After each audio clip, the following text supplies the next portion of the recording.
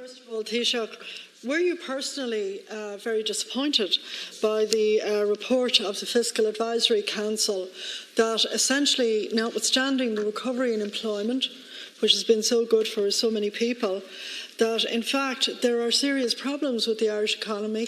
A lot of it can be laid at the door of mismanagement by this government.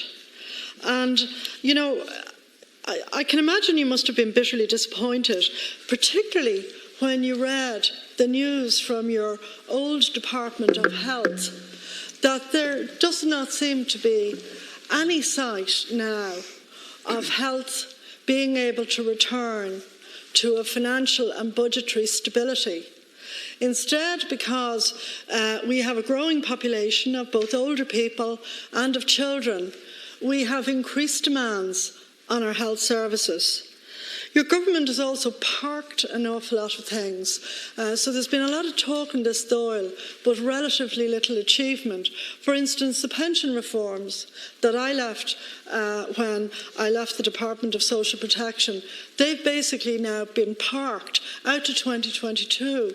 And yet for workers currently in their 30s, 40s, early 50s, having some kind of a pension is more and more important, given particularly that many of those workers under your government are not going to be able ever to purchase a house. So they are going to need a pension which has been built up during their active working years. In terms of the Rebuilding Ireland programme, I think you know yourself, Taoiseach, I think you were on the doorsteps quite a bit in Dublin West during the recent elections, that people are so anxious to get an affordable home.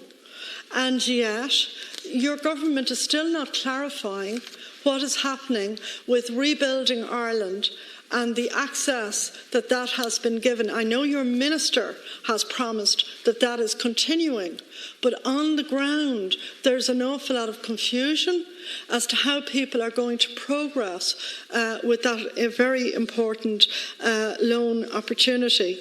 And finally, in a lot of our communities, Taoiseach, we are meant to have community policing at the heart of policing our communities, and yet in large parts of Dublin now, including our own constituency, where we have 13 community Gardaí for a population that's bigger than Limerick and bigger than Waterford, it's simply impossible for the Gardaí to meet the demographic demands of the area, and thus people don't feel safe as they ought to be able to feel safe in their own community.